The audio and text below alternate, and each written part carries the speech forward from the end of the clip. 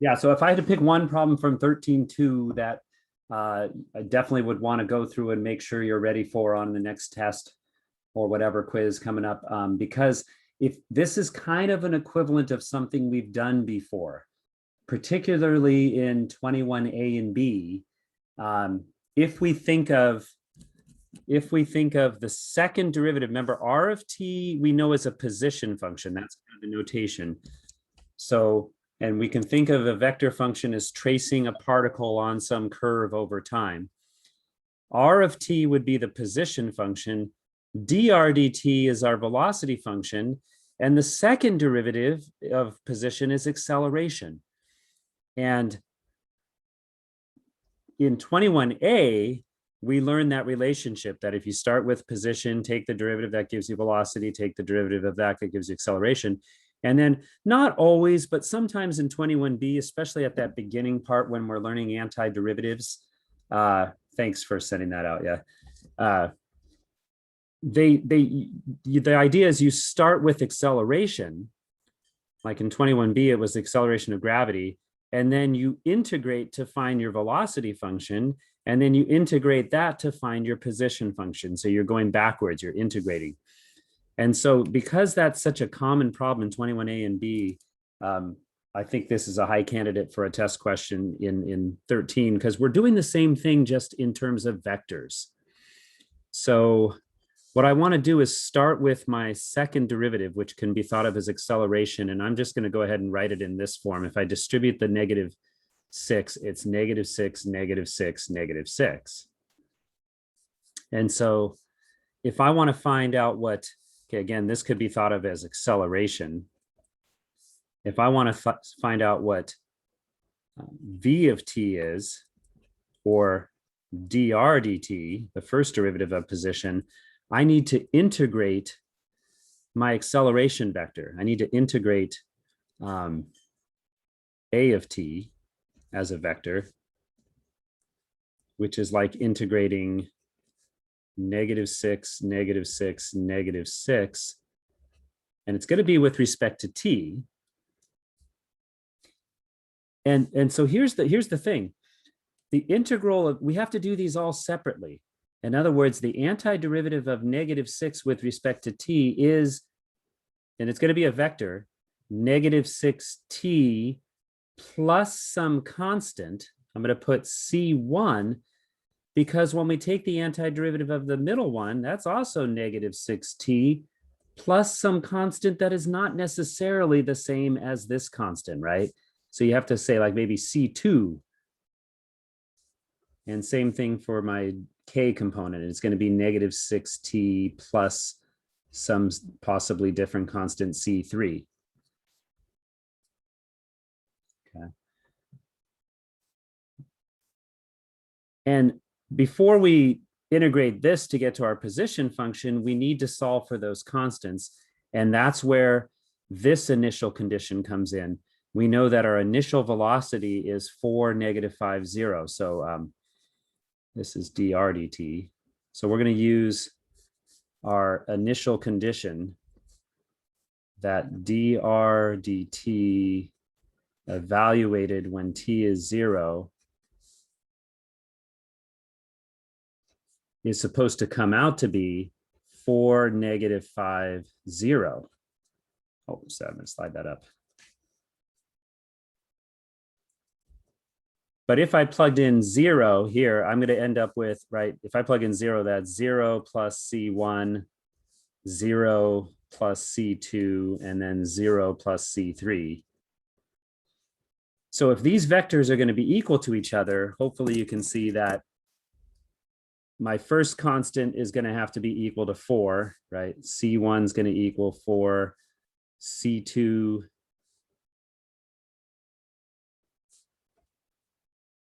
must be equal to -5, and C3 must be 0.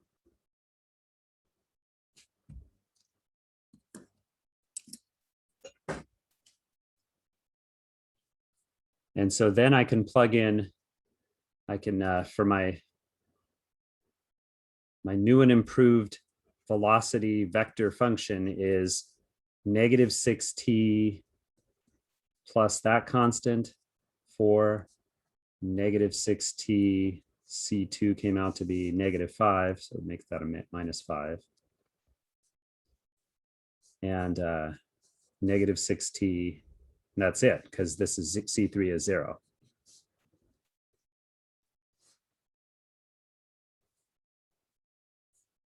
And then we're just doing the same thing essentially. To find r of t, we need to integrate dr dt.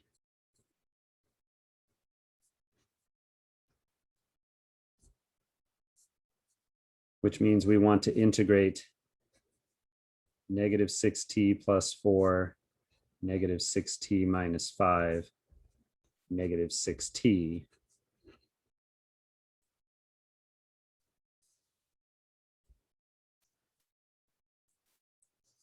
So we're going to end up with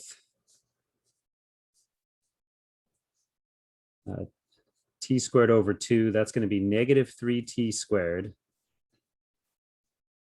plus 4t plus, here we go again, some possible constant. This will be negative 3t squared minus 5t plus some different constant, and then just negative 3t squared plus C3.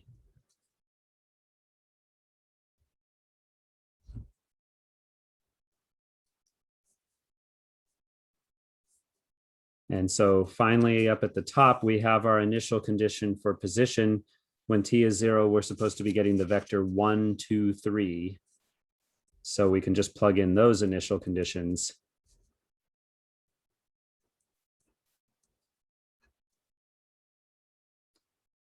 Fortunately, plugging in 0 for all these t's is going to make all those terms 0. So we're just going to end up with 0 plus, same thing, 0 plus C1, 0 plus C2, 0 plus C3, which is supposed to come out to be 1, 2, 3. And so same idea, we've got our constants here, right? C1 is 1.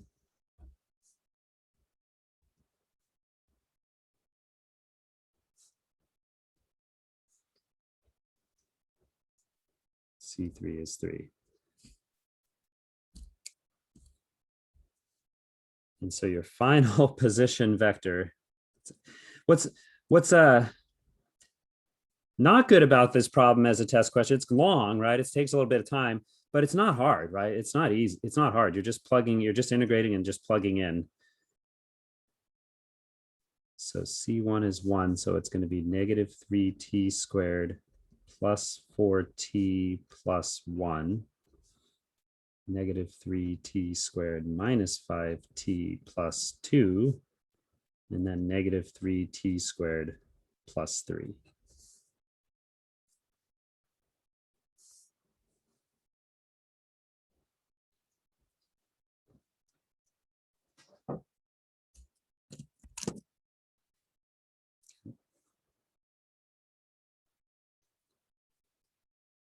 So I want to make sure I hit on that one. If you get one with a projectile motion, if you're in one of the classes that's just getting to 13, finish 13.1, starting 13.2, I do have notes, and I believe even a video on a projectile problem on my website. So you can check that out, okay?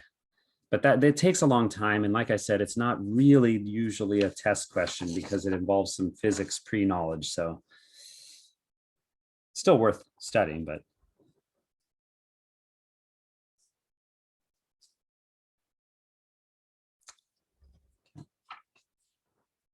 So chapter 14.1 kind of starts where, remember when before we jumped into vectors in 12, we did 12.1 where we were imagining three-dimensional graphs so that we could envision things, right? Because I was saying that pretty much now everything's going to be in 3D. 14.1 in some sense kind of picks up on that. Actually, there is a section in, I think it's 12.6 that I feel should be covered before we jump into 14, but it's not apparently. But 14.1 is basically getting into this idea of now let's visualize three-dimensional functions. In 12.1, we mostly focused on, if you recall, planes and spheres, I think, right? Those were mainly what we were talking about, were planes, spheres, and maybe a cylinder, right? We had a cylinder one. But now we're going to be thinking about more sophisticated functions in 3D. And what it essentially is about, 14.1, is sort of the strategies you can use to help you visualize what the graph is. That's really the purpose of 14.1. And so I'm going to start with graphing this function, and I did choose this one for a reason. In the world of three-dimensional graphs, there are certain functions that show up more frequently than others, and this one's one of them. Okay. F of xy now, look, we've seen that before. You know, f of x used to be a fancy name for y, so f of xy is now a fancy name for z, our z coordinate. And one of the strategies for graphing something in 3D is to fix one of the variables. In other words, set one of the variables equal to some constant, because by doing that, you're then are left with just two variables. And this is called a trace.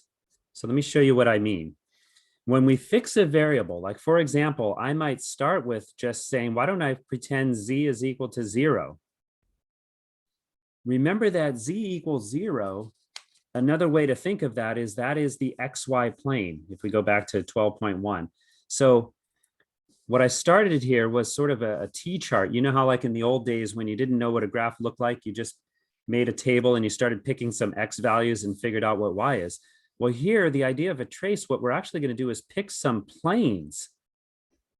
When you pick a plane, that's like fixing a variable, setting it equal to a number, because that's always going to be a plane, and trying to identify what your trace is going to be.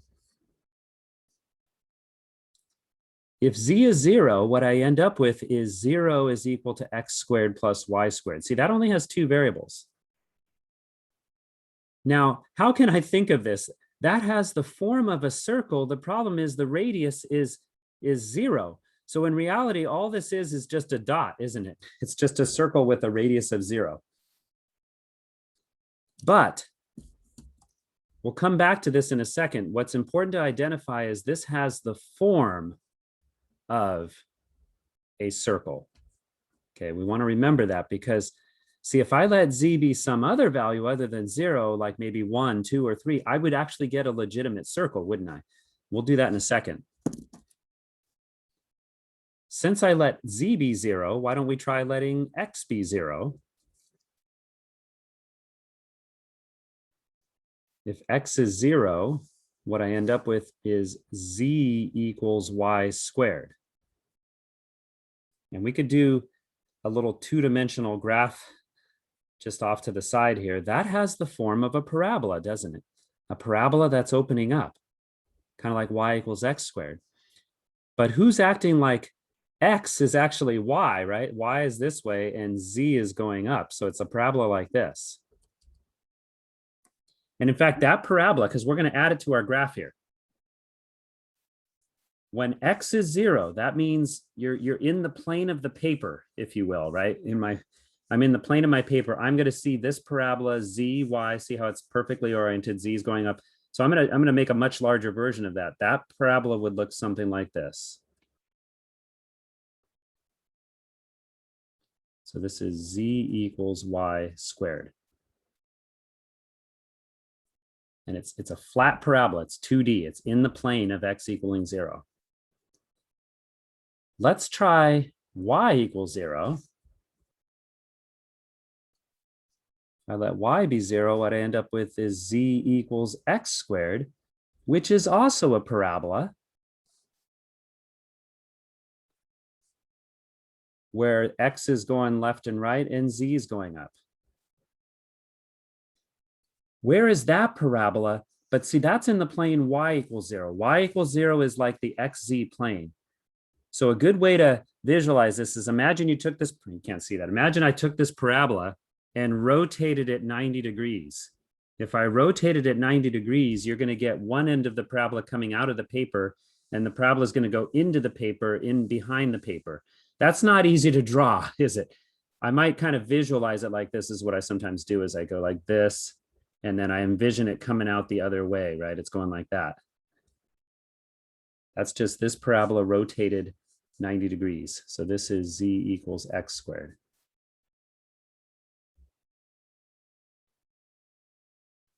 Maybe it would help us if I did this. Like, I don't know if this is going to help or not. If I connected these like two ends here.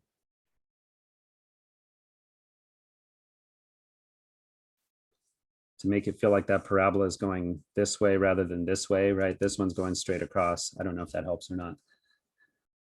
But the parabola keeps going up, huh? This is just, I'm just showing part of it. So just with those two traces, what we're getting the sense is this three-dimensional surface looks like something going up, right, in the form of a parabola. But here's how we can really piece this thing together. Let's go back to, remember when z was 0 and that had the form of a circle? Well, let's now let z be something like 1, because then I end up getting an actual circle. I get 1 equals x squared plus y squared. Or if I let z be 2, I get 2 equals x squared plus y squared. And notice this, as I move up, when z is 3, you know that these circles, the radius is bigger, right? This one has a radius of 1, square root of 2, square root of 3. And so how you can picture that on your graph, if I move up to 1, okay, this circle, x squared plus y squared equals 1, is on the plane z equals 1. That's a horizontal plane. So if you can kind of imagine a flat plane cutting through here. This is like the plane z equals 1. But the circle we're talking about is kind of like the intersection of this plane with our parabolas. So that circle is going to look something like this.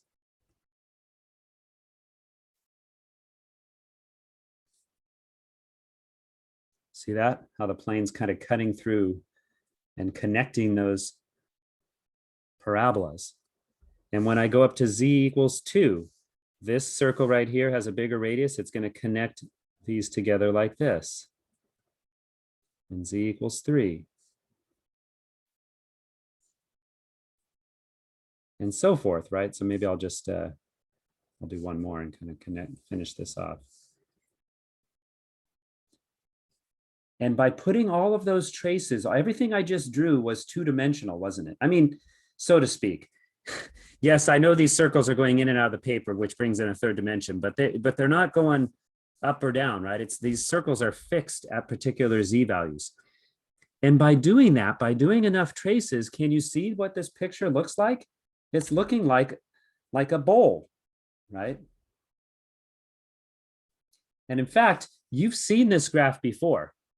I'm going to put, we've seen this before.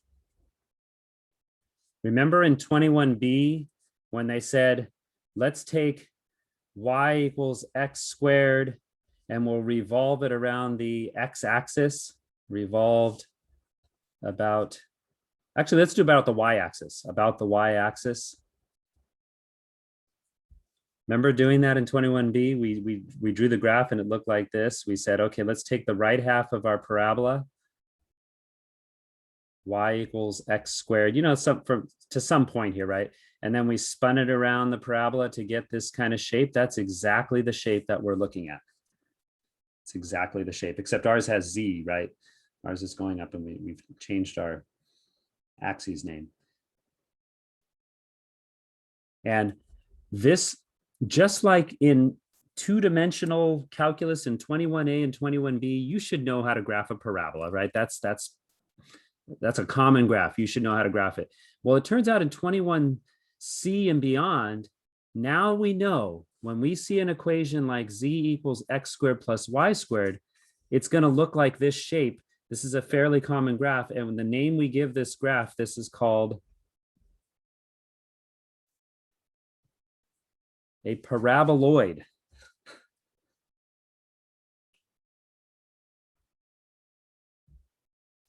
Paraboloid.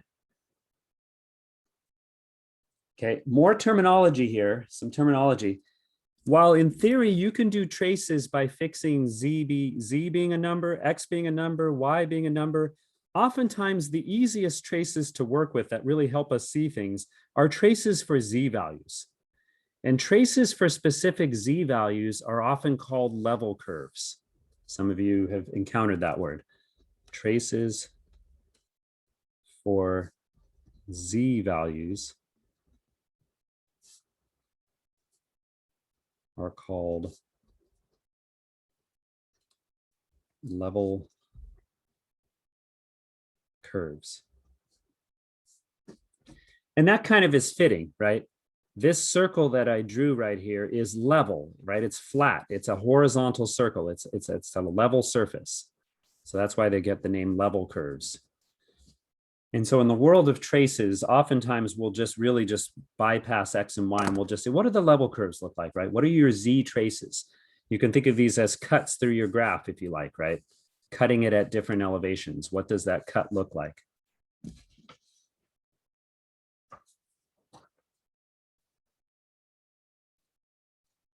Now, there's other things besides level curves. Those of you who are already in chapter 14 know we need to talk about domain and range, which are also tools to help us visualize the graph. But there's one more graph that I'd like to graph together with you because this is another big one. This is one you're going to see a lot, or at least talk about in 21C quite frequently and beyond. So let's graph this one the same technique. Let's try to pick some planes and do some traces and see what we end up with.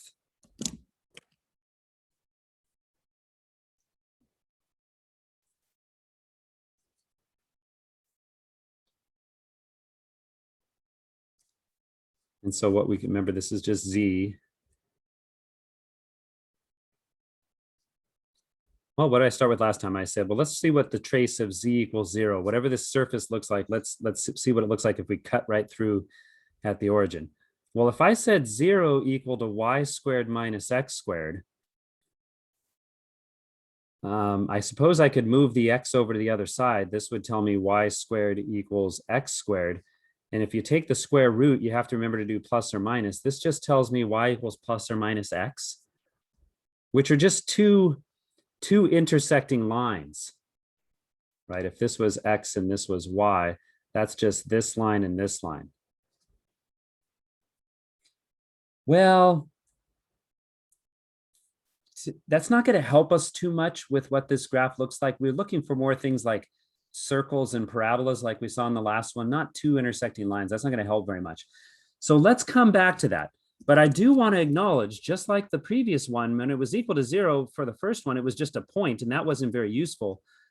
More importantly, when you look at this, what you want to ask yourself is, what does this have the form of? And to help answer that question, where can I do this? I can do this maybe underneath.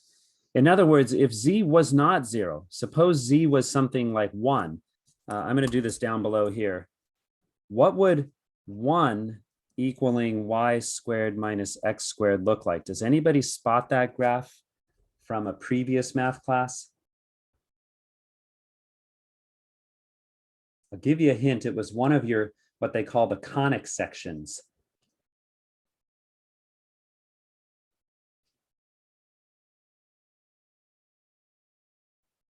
Your conic sections, a parabola is a conic section. Are you familiar with that term, conic sections? Do they still teach that?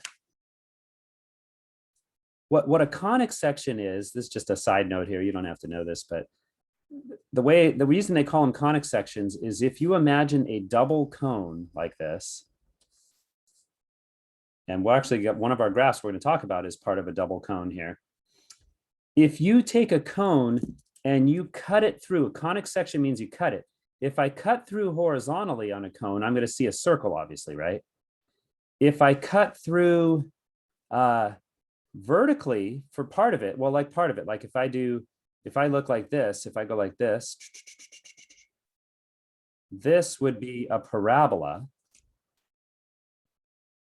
If I cut through like one of the parts where it's not open here, if I cut through like this is going to be an ellipse if I cut through like that. And the one I'm talking about is, imagine you cut through like right here. If I cut through here, I'm going to see what looks like a parabola here, and over here, it's going to be the other part like that. Anybody remember what that one's called?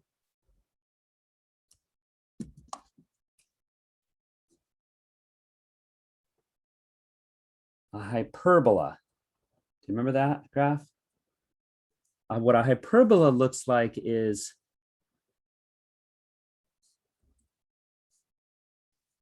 The way it works is if y comes first, then you have y-intercepts of 1 and -1, and no x-intercepts. So your hyperbola will look like this.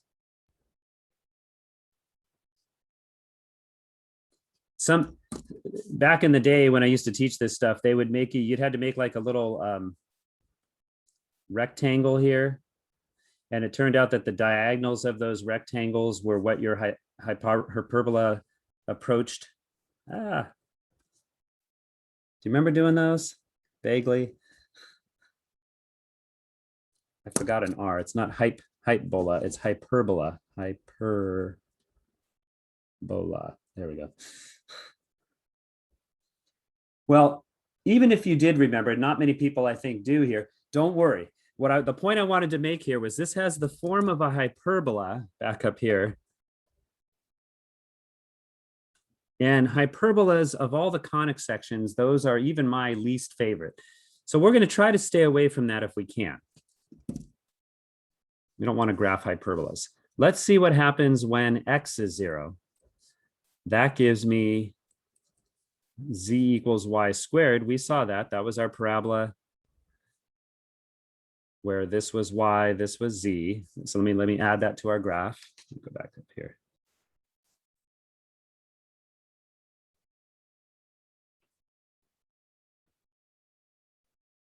So here is z equals y squared. If I let y be 0, I end up with z equals -x squared. That's kind of like the one we saw on the paraboloid where it's rotated 90 degrees. But of course, it's opening down, right? It goes down like this. So a good way to visualize this that helps me for the 3 dimensions, because it's hard to convey things in 3 dimensions. Imagine this is a clothesline. You know, sometimes you hang if you want to hang your clothes there, and imagine this is a hanger. You have a U-shaped hanger. So what you want to do, if this is my clothesline, is here, I can do it like this. Hang the hanger, right? It's like your thumb going like this over the top. This parabola is going to hang over this clothesline.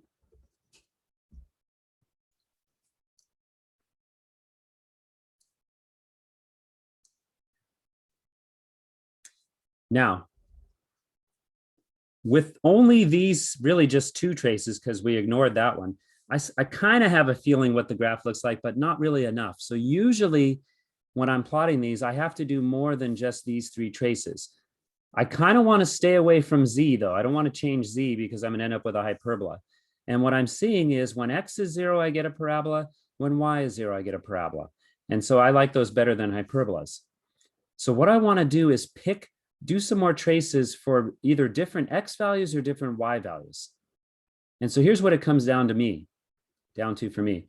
In your limited experience of 3-dimensional drawing, which is the hardest dimension to convey in your picture? Is it x or y? Which one's the hardest to really bring out in your picture? How many people agree with x? Yeah.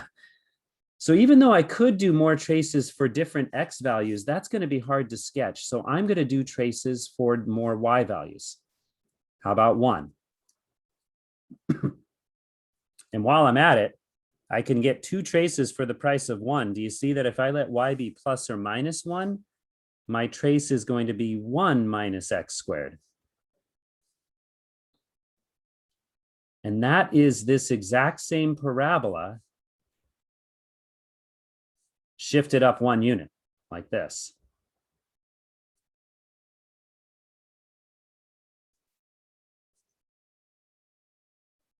Back on my 3-dimensional graph, here's how you can envision that. Imagine basically means like, imagine this hanger, which was hanging, imagine sliding it up the clothesline. Let's say this was y equals 1. Imagine sliding this hanger up and it's still hanging over the clothesline right here. Maybe this is 1. There we go. That's 1. And move it over here to -1. And you have the hangers hanging over here.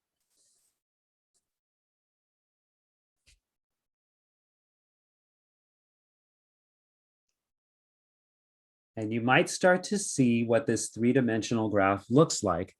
And To help you see it, I'm going to now dress it up a little bit.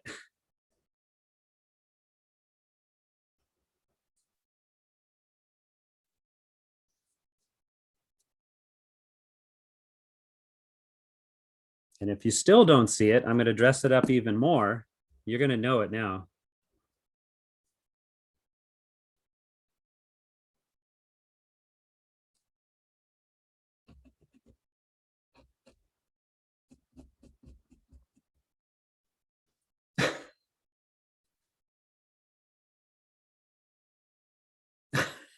Yes, this is not part of the graph, but it maybe helps you spot what this is. What is this supposed to be? And don't say unicorn. I was not trying to draw a unicorn, even though it looks like a unicorn now that I'm looking at it.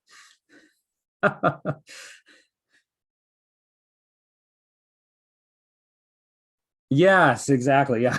This was supposed to be my horse. I'm not a very good artist. This was my horse. And what goes on the horse's back is a saddle. That's what this graph is. And that's literally, well, okay, the official name for this graph, it's actually called a hyperbolic paraboloid. That's what its official name is, but we'll just refer to it as a saddle. That's how we'll always call it. That's not a horn, that's its ears. Don't wait, did the ears stick up on a horse or do they go? I don't know. I haven't seen a one. Well, you can't see the other one. It's behind.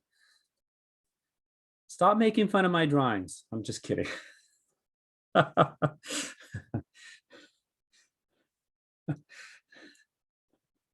They can go back. See, I don't know.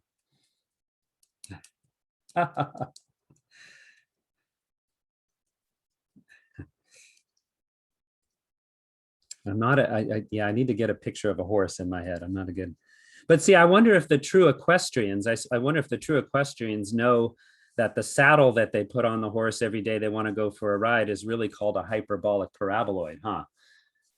So there.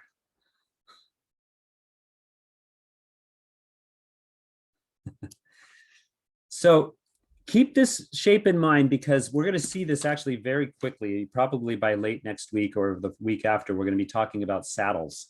You'll see why, but that's the shape of a saddle. Okay, let's get to more. But and then I guess the idea is, see how traces, if you do enough of them, you can kind of piece together what the graph looks like. I like to think of this as you're getting the skeleton of the graph, right? Like this is like the, go back to the paraboloid, right? This kind of feels like the rib cage, when those scientists find the dinosaurs and all they see is the bones and they kind of put the bones together and they can visualize what the whole graph looks like. That's the way I like to think of this idea of using traces and level curves to visualize graphs. Okay. So the next graphs we're going to draw are not at all important at all. You wouldn't expect, these are not popular graphs. These are just random graphs that we can use some tools to help us visualize what they look like, but they are not big ones in the big picture of things. Okay. All right. And one of the tools that can be useful for drawing a graph, I think, is finding the domain and the range, because the domain, okay, but before I do this one, let me just quickly 21a real quick. If I had a function like a square root function, let's say it was like x minus 3, we all should know what that graph looks like. That's just the square root function shifted over 3 units, looks like this, right? And one of the reasons I like to know the domain of a function in 3D, in 21C, which isn't as useful in 21A, admittedly. By the way, what is the domain? What is the domain of this function? Remember, domain, we just talk about the x values. And we know that whatever's under the square root has to be greater than or equal to 0. So x has to be greater than or equal to 3.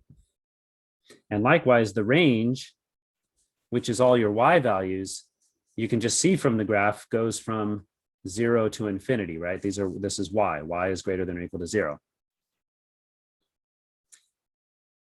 But here, this idea that I'm going to be using in 21C, I wouldn't have used in 21A because I just don't think it adds that much to the story.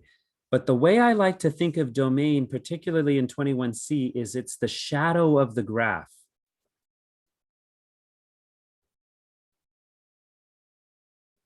Let me explain what I mean by that. If the sun was out shining above this graph, where would it cast a shadow on the x-axis? It would cast a shadow from x bigger than 3, right? That's the domain right here.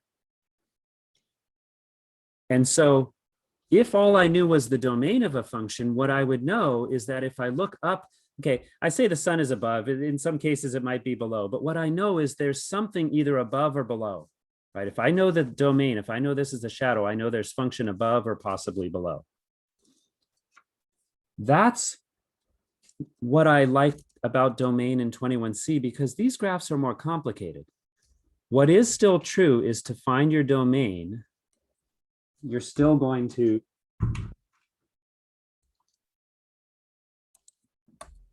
abide by the rule that in this case, y minus x squared is going to have to be greater than or equal to 0. Oh, here's another thing. Here's another thing. One other thing that might be helpful for you. Back to this picture. Overall, how many dimensions is the equation of this graph? How many people agree this is a 2D graph? But how many dimensions is the domain? If I say x is greater than or equal to 3, that doesn't say anything about y. The domain is one dimension, isn't it? It's a 1D thing. The domain of a two-dimensional graph is one-dimensional. Ready? As we now know, the graph of this is a 3D graph. So what do you expect the domain to be? How many dimensions? It's going to be a two-dimensional graph, isn't it? It's 2 dimensions. So it's not just x, it's x and y, which means it's a whole area. It's usually a whole region. And so knowing that it's going to be a whole region, if I move this over so I could visualize what that region is, this is telling me that the domain y equals x squared is a parabola. But not only y equals x squared works, but if y is greater than or equal to x squared, what that means is any point in this region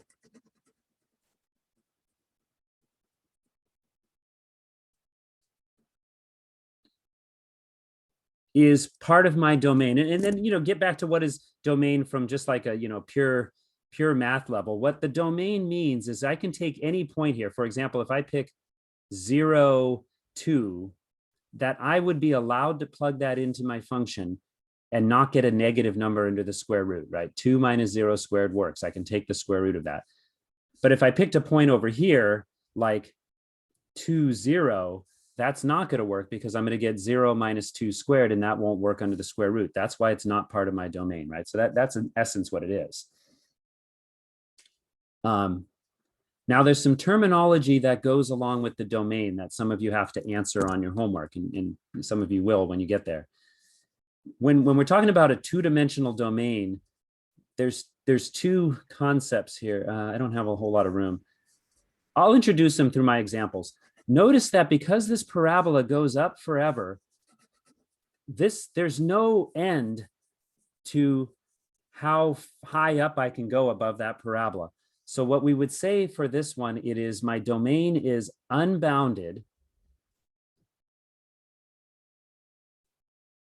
To me, that word just kind of speaks for itself. It's uncontained, right? I can go as far as I want. And the other word we use has to do with the boundary. There is a boundary here. It's just not contained on the top. And you know how sometimes when we're doing inequalities, you have greater than or equal to, and sometimes you just want greater than, you don't want to include it. In this situation, since a point on the boundary actually works, we say that this is closed. So closed just means we are including the boundary point, including boundary only has boundary, unbounded and closed. We'll get into ones where it's bounded and the other opposite would be open. We'll get into some of those in some of my other examples here. All right, range used to mean the Y values, but in 21C, we're talking about the Z values, which is how high and how low it goes. You may remember in 21A, there were a few techniques for finding the range. It wasn't always easy. Domain, you have far more tools at your disposal. One of the tips for finding the range in 21A, you could graph the function and just see the range. You could find the inverse and find the domain of the inverse. None of those are going to be really easy in 3D in 21C. So honestly, most of the time to find the range, you're not going to like this, but here's what you're going to do. Think about it. Or, okay, some of you may remember this term if you've had me for some other class, by inspection. In other words, you're just supposed to look at it. And can you tell me what is, if I'm taking the square root of y minus x squared, if I'm gonna, what's the smallest thing I could ever get out of a square root? Well, I could get 0, right? I can't get anything negative. And what's the biggest thing I could ever get out of this? If I let y be a huge number and x be 0, I could get this all the way to be infinity. And so my range, which is really my z values, is any number between 0 and infinity. You could write that as 0 to infinity like that if you wanted to.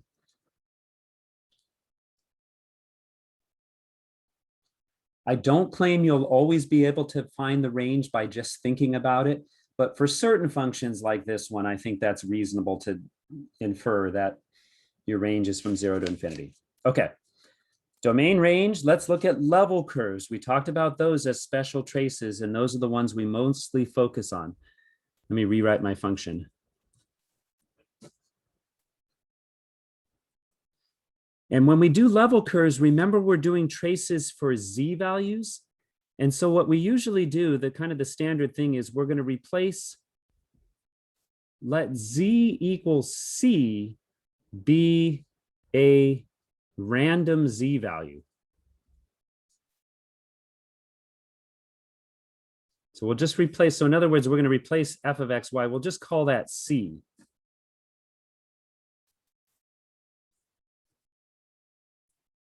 And if we manipulate this a little bit, if I square both sides, I get c squared equals y minus x squared. And if I move the x squared over, what I can see is I can tell now that depending on what I put in for c, right, which is z, what shapes are these going to be? So my level curves are going to be parabolas, aren't they? They're going to be parabolas. So for example, because sometimes there's lots of ways you can present level curves. You can present them, since a level curve really is a two-dimensional graph, you could literally plot them. You could say, okay, when c is 0, I get y equals x squared. If c was 1, I would get y equals x squared plus 1. So I could do it like this. This is my level curve when c is 1. If c is 2, I get y equals x squared plus 4, don't I? So I could call this c equals 2. So you can present level curves as a bunch of individual parabolas, right? And this is also known, some of you might know this, this is also known as a contour plot. Literally, just like if some of you are hikers and you know what a topo map is, a topo map is a map that gives you the terrain for different elevations. And if you know how to read a topo map, you know like where to find your mountain peaks and where to find your valleys and stuff like that. It's really, that's literally what this is. It's a contour plot. On your WebWorks homeworks, when you get there, what you'll see on most of them is they'll give you a function, they might ask for the domain, and they ask for a description. So you could say it's all points above and including a parabola, just, that's pretty obvious here. They might ask for the range. They might ask you to describe your level curves. I would just describe them as a bunch of parabolas, right? And that's basically the extent of it. My only issue with that is finding the domain, range, and level curves are all supposed to be tools that can help you visualize what the overall three-dimensional graph is. And unfortunately, well, for one thing, on WebWorks, they can't ask you to do that, to graph it on WebWorks. But I think that's the key thing. And so even though you may not be able to be asked this on WebWorks, certainly on WebWorks, probably not on a test, I think for some of these, it's worth your time, our time, to kind of imagine what the three-dimensional graph might look like. Okay. So let's look at these level curves. How does that fit onto my three-dimensional graph? Well, this level curve is right when z is 0, and notice that's like y equals x squared. It's curving up towards the y-axis.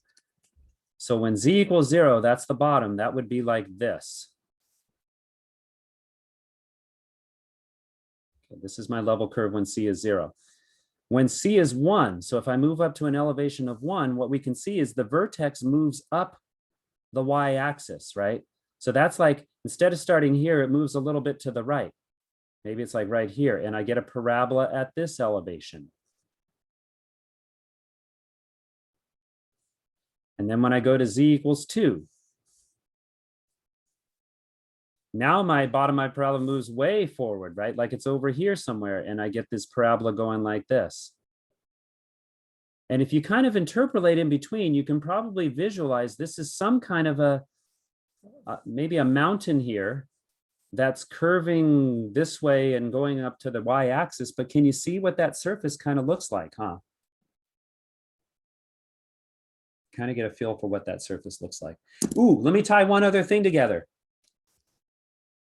If the sun was out shining on a bright sunny day above this surface, where would it cast a shadow on the XY plane? How many people see this right here? And you know what that is? How many people also see that as the domain? Right? This was the parabola y equals x squared. This domain, remember how I said the domain can be thought of as the shadow of the graph. There's my domain right there. So all these pieces can fit together.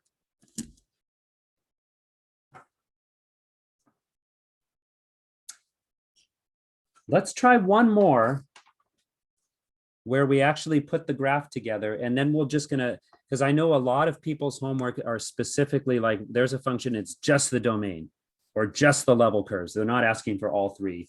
So I've got a bunch of problems that might be helpful for you for those. But let's do one more where we can see how this all fits together on the graph.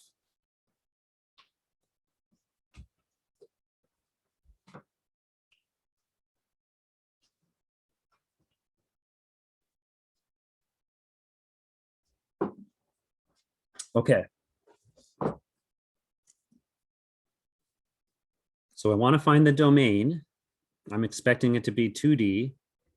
And what I know about square roots is I know whatever's under my square root definitely needs to be greater than or equal to 0, right? Because I can't take the square root of a negative number. But what I also know is when I have a fraction, I can't have the denominator be 0, right? So I can't have x squared plus y squared minus 1 cannot be 0. Which, okay, if you square both sides here, that basically says x squared plus y squared minus 1 cannot be 0. And if you think about it, how many people see this together with this? Saying x squared plus y squared minus 1 is greater than or equal to 0, but also not equal to 0 is the equivalent to saying x squared plus y squared minus 1 is just greater than 0, right? I can't include 0. But what is this describing?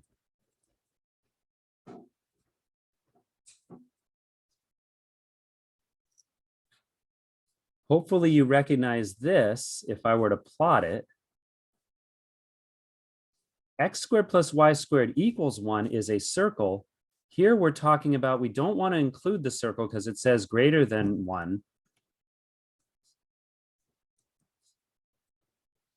And because it says greater than 1, what that means is we actually are thinking about all points that are outside the circle. Everything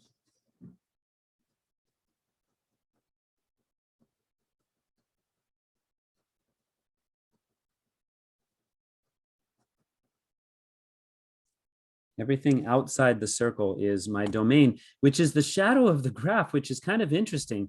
You can picture then as the sun is shining, it's going to cast a shadow everywhere here, but the sun is shining through right through this hole here. Okay, so you can kind of, gives you maybe a little image of this. On the WebWorks, you got to watch, it's a pull down menu. And, you know, how would it probably be described is all points outside and not including a circle, right? Not including in this case. I really don't like this, but if you're doing the WebWorks on this stuff, it's really unfortunate. They have a pull down menu, and if you don't find what you think the domain is, they also have an option for none of the above, which is really frustrating because you're not sure if you're just missing it or if there really is not. So don't be surprised. I found that there's a fair number of none of the aboves on your WebWorks. So don't get too concerned if that's what you feel like the answer should be. Hey, how would I describe this? Is this bounded or unbounded? Is there any limit to how far out I can go? No, right? So this is unbounded.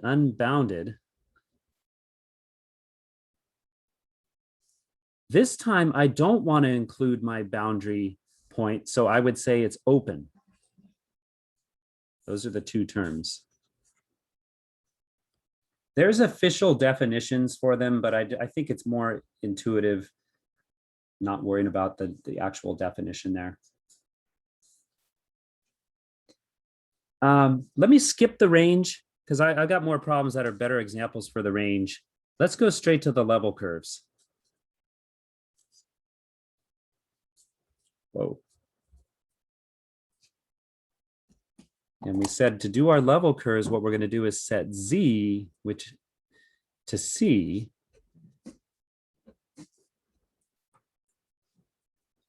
And try to manipulate this and see if we can get it to look like anything we recognize. Well, I don't like that in the denominator. So what I'm going to do is I'm going to do the old flipperoo here. I'm going to flip the top and the bottom. So I'm going to make this just square root of x squared plus y squared minus 1. That means I have to flip this to become 1 over c. If I square both sides,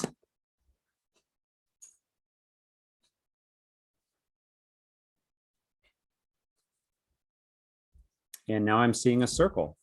If I solve for x squared plus y squared, it's going to be 1 plus 1 over c squared. So how I would describe my level curves, they are circles.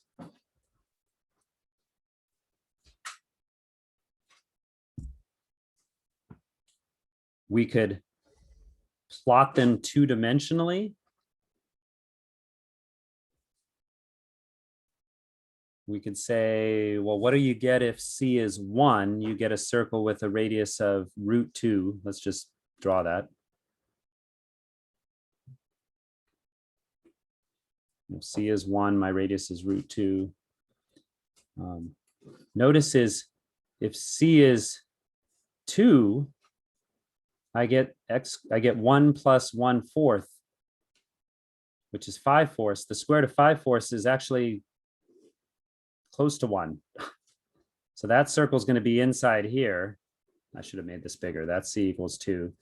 If C equals 3, do you see how as C gets bigger, this part right here just starts to get closer to a circle with a radius of 1. So when C equals 3, it's going to be even closer.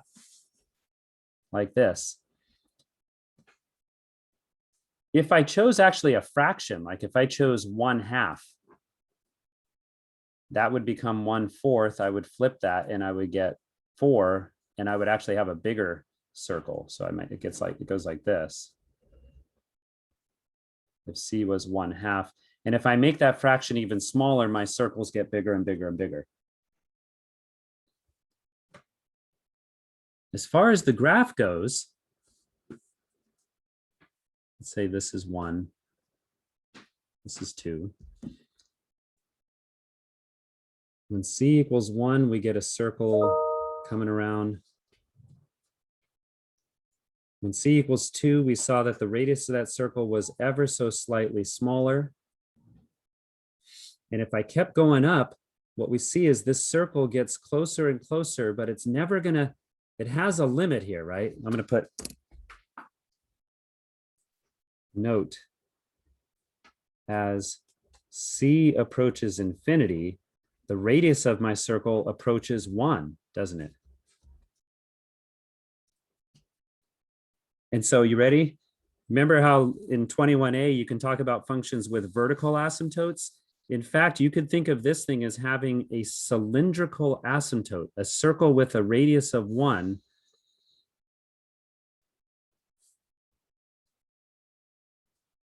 That as you increase C, it just gets closer and closer to this limiting radius. And actually, remember how I had 1/2 was a bigger circle.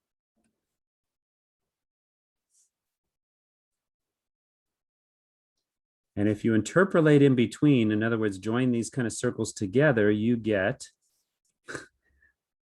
I kind of like this one. I like to do this one. What does that look like to you?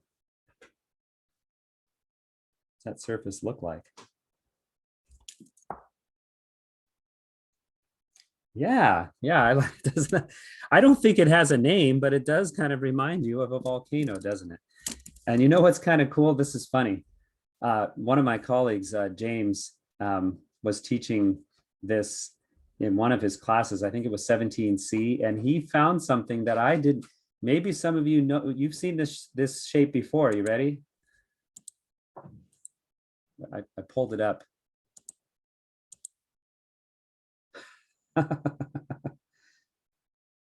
Dr. Seuss knew this shape. Oh, the places you'll go.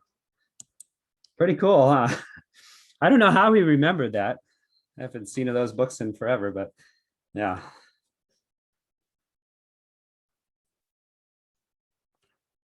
Ooh, just because I can do it one more last time, because the rest of these we're not going to graph. What would the shadow of this graph look like? Where would you see stuff on the XY plane? You would see stuff all around here, but over the cylinder, right? That's going to be open. The sun's going to shine through, but you would see shadow everywhere else. What does that remind you of?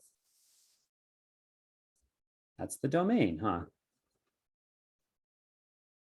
It's the domain.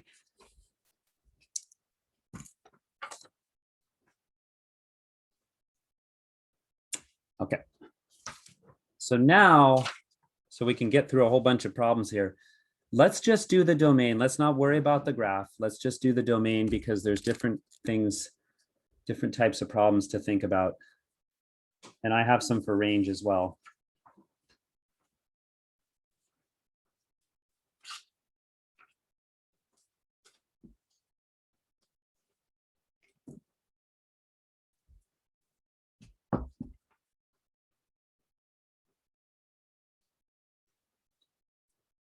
So for this function here, there's 2 square roots, and what we've learned is whatever's under the square root has to be greater than or equal to 0. So I have to have, for this square root, x being greater than or equal to 0, and for this one, y being greater than or equal to 0. So where are we talking about here? What is our domain? Where are all the points on the xy plane where x is greater than 0 and y is greater than or equal to 0? That is here, huh?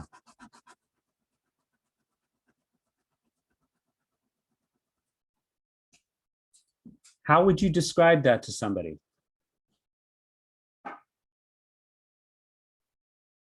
Yeah, exactly. Yeah. And if you've seen the homework, that's how they, so all points in a quadrant, or in this case, the first quadrant, including the X and Y axes, right?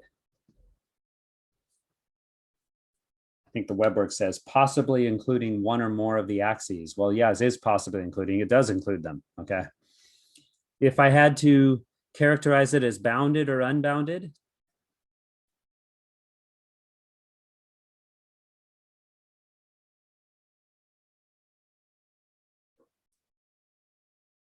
what would you say? Bounded or unbounded? How about B? Okay, good. You wrote it in. Yeah. Yes, this is unbounded. There's no, it's not contained.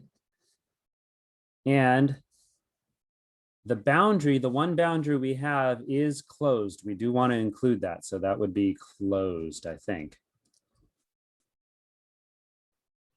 You know what? I'm not into. No, I think that's right.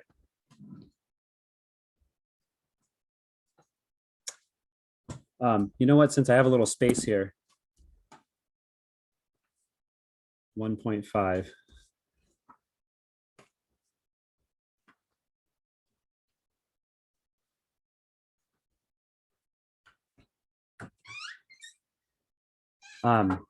What I want to remind you is we're looking at all these weird domain things where there is some weird restriction and stuff like that.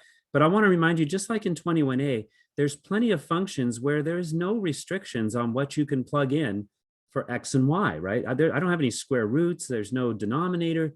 I can plug in anything I want for X and Y.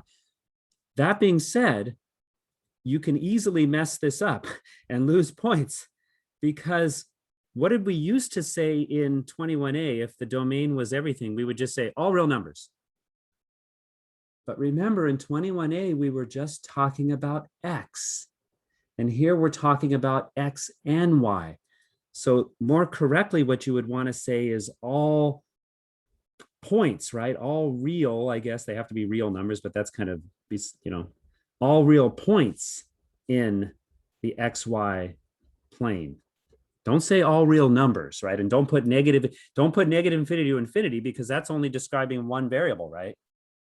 I suppose you could say, as long as you do both of them, you could say X could go from negative infinity to infinity and Y could go from that. That would be fine, right? But don't just put negative infinity to infinity. That's not correct. Okay. All right. And then I wanted to do this one because I find this one was the ones I saw on some people's homework. I think this one was more challenging than many of the other ones.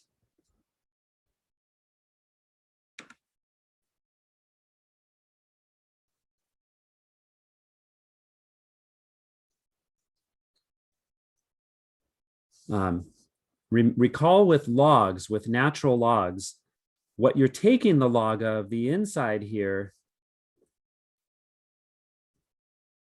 square roots can handle the inside being 0, but logs can't. That has to be positive. It has to be greater than 0. And if I move the x squared and y squared over to the other side and read that from left to right, that says x squared plus y squared is less than 4, which you could hopefully see that as that would be everything inside a circle with a radius of 2, not including the boundary. But there's another thing we have to worry about, and we did this with the square root as well. It's just it didn't really change things all that much. We also have to remember that the whole thing, the whole denominator, cannot be 0 because I'm not allowed to divide by 0. And what that ends up giving us is if we exponentiate both sides, we end up with 4 minus x squared minus y squared cannot be equal to e to the 0, which is 1, which if you, I'm going to move the x squared and y squared over the other side, subtract the 1. That's basically saying x squared plus y squared cannot be equal to 3. And so if we put these two together, it's kind of a strange domain.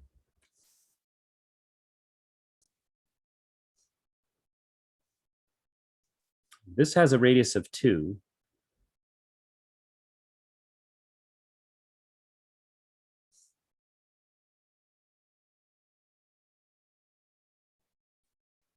This is 2. And this is saying everything inside that is fine. But this is saying, except for points that lie on this circle, which has a radius that's smaller than 2, right? It's root 3. So you can think of,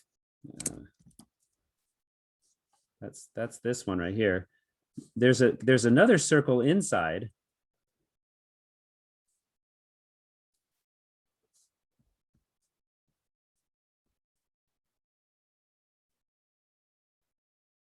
That, which would be this one, that we're not allowed to touch. But everything except for these restrictions is fine. So not only can I use any point within here, but even points in between here would be fine, right? Because they satisfy both of those. So this is kind of a strange domain.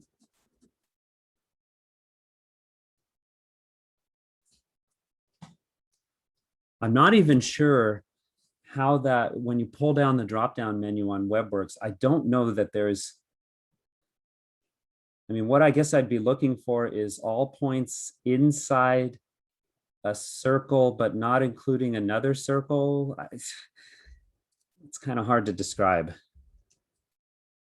All points within a circle, not including another circle. I don't know. If that doesn't show up in the drop-down menu, remember that there is the option of none of the above, which is probably what it would be.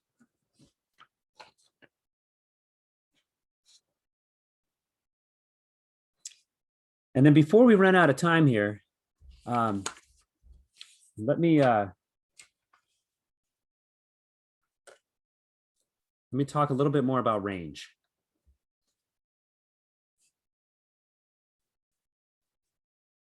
Oh, I should have saved this one.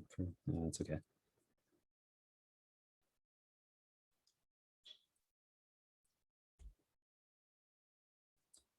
Okay, so I think I hinted before that, you know, if I gave you a random function, if someone gave me a random function, I don't know that I could necessarily determine the range, but for certain functions, if it's written a certain way, there is some logic that you can use to conclude what the range is. Let's start with the domain, okay? Unlike the last ones, there's no square roots, there's no logs. I suppose you could say there's a denominator if you rewrote this as 1, since it's to a negative power, I could write it as 1 over e to the x squared plus y squared. And the only thing I'd have to worry about for domain is it possible that e to the x squared plus y squared, could that ever equal 0?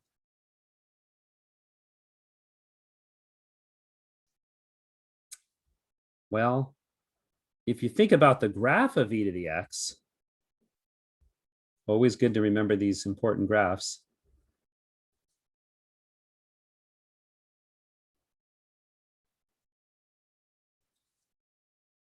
Even though we're not talking about the same thing, what you learn from this graph is no matter what I raise e to, even if I raise it to a negative number, I'm always going to be greater than 0.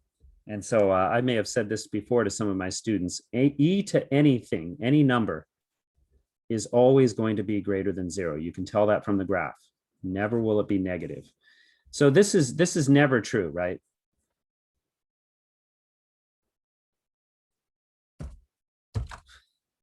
Sorry, a spider running across my paper. Maybe I'll run across the graph. That would be kind of cool. I don't think I got him. Let's see.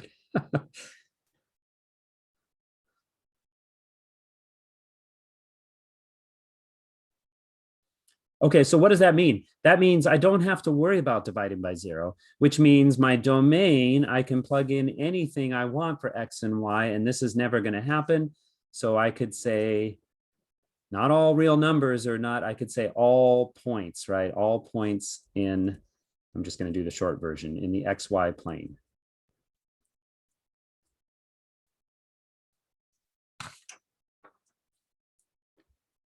That wasn't so hard, but it's the range. It's the range that becomes sometimes a little bit tricky. So let's talk about the range, and let me rewrite my function. And I'm going to rewrite it in the way that we did up there. It's e to the x squared plus y squared. And I said that the way to do the range, unfortunately, sometimes is you just have to think about it. You just have to think about it. And if we assume that we're talking about not f of x, y, sorry. We're talking about the z value. What's the biggest and largest thing that f of x, y could be? Let's assume that there is some smallest value and some biggest value here, right?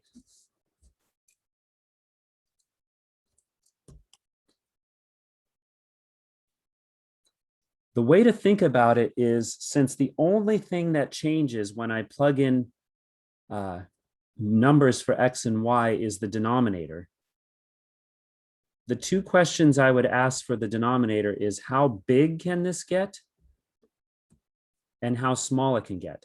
Let's answer the how big. How big can e to the x squared plus y squared get if I get my lot? And remember, I'm allowed to plug in anything I want, right? That's the domain.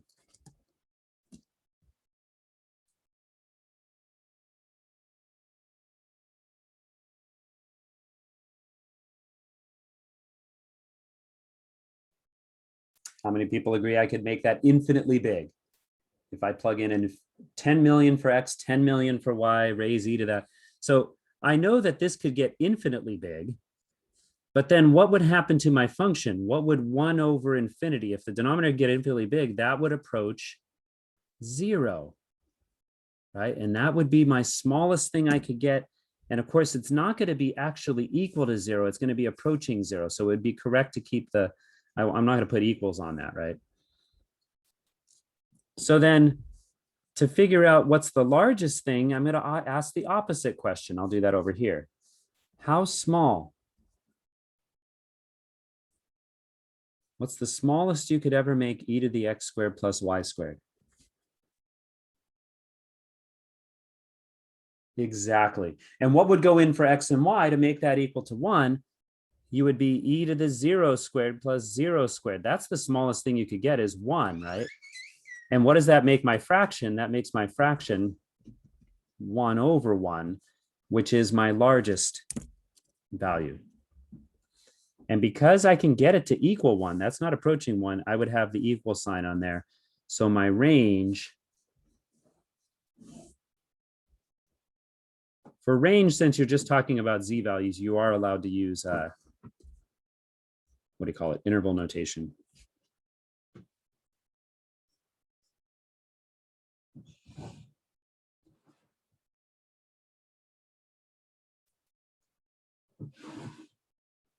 Let's do one more and we'll be done.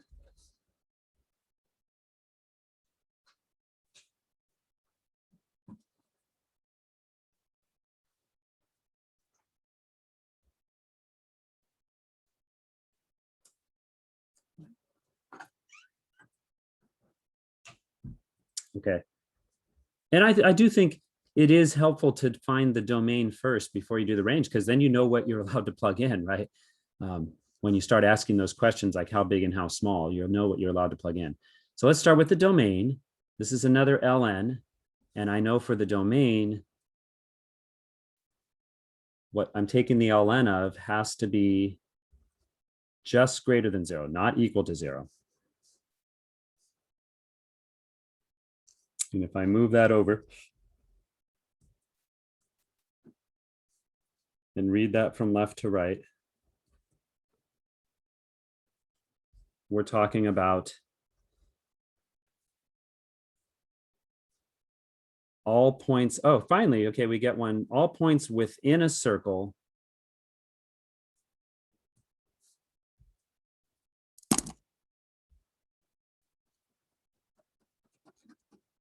but not including the boundary. So here's the first time we get to say this would be an example of one that is bounded. Right? You can't go out forever. It is bounded and it is open because we're not including the boundary.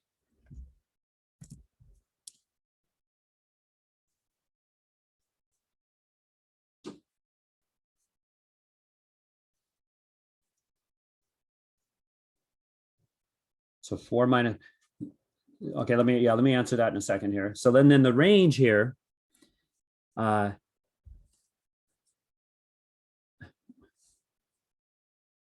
what you want to think about here, this one's a little tougher for me to explain. Here's the way I want to think of this, is it is an ln function. And so if I'm thinking about the range, it's helpful for me to think about the regular graph. This is why it's so important to know just your regular two-dimensional graphs of like E, as you saw up there, and ln. Remember, ln has, this is a vertical asymptote, and the ln graph looks like this.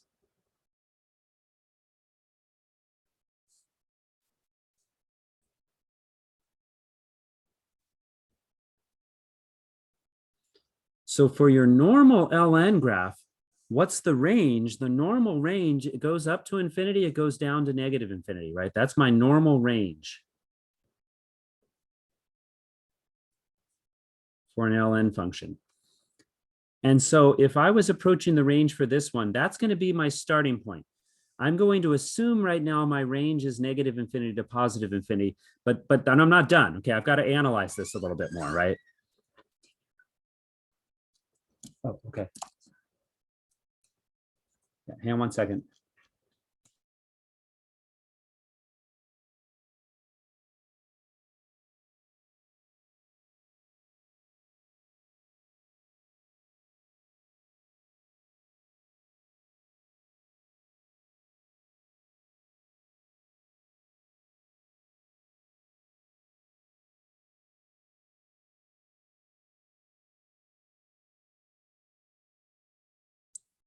Sorry, I had to answer a question.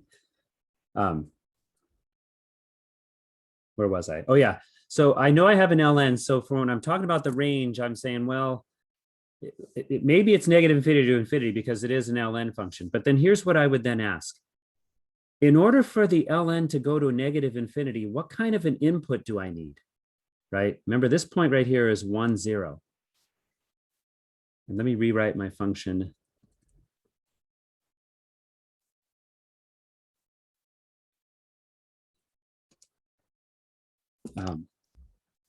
So how about I put like right here, the ln of x approaches negative infinity when x is really small, right? When x is really small, when x gets close to 0, it approaches negative infinity. So the question then I would have for myself is it possible, can this part right here get close to 0? In other words, can I find an x and a y that makes this part really close to 0? And this is where, again, the domain is really, really helpful. Remember that this circle right here, x squared plus y squared is less than 4, that's a circle of radius 2. And while I'm not allowed to plug in the point 2, 0, because that would give me 0 in here, can you see that if I plugged in like a point really close to the boundary, like if I plugged in 1.99 comma 0, can you see that if I put that in here, that it is going to be close to 0, huh? This part will be close to 0. And then I know that my ln function will approach negative infinity if this part is close to 0, so then I know for my range, I'm going to put this down here, which is really z. I know that could go all the way down to negative infinity, right? But then here's the next question, and this is the one that's going to matter. In order for the ln function to go to infinity, what kind of an input do I need? I need a really big input, right? Where can I write this? For ln of x to approach infinity, x needs to be big, right? Needs to be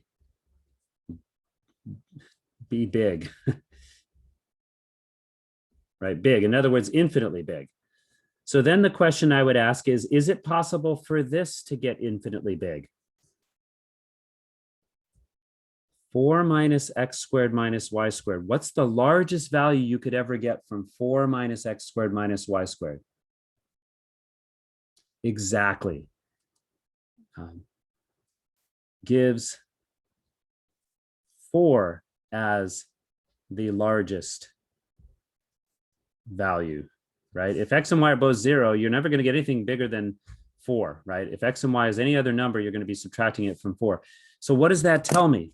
That tells me the largest input here, the largest thing I'm ever going to get for that is going to be when X and Y are both 0. And that leaves me with the ln of 4. And this is my range.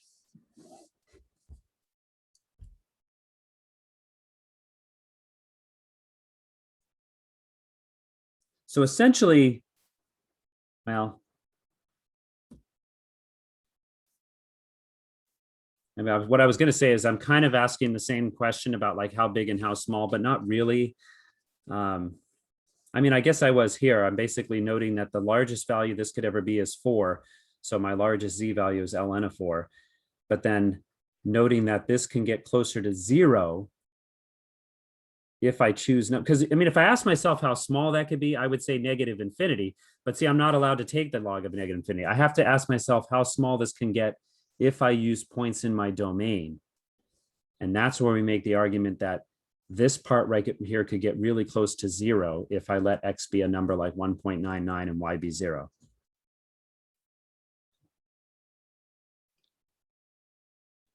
That one's tricky, admittedly. I don't know if I've done a great job explaining it, but hopefully you found that useful. All right. So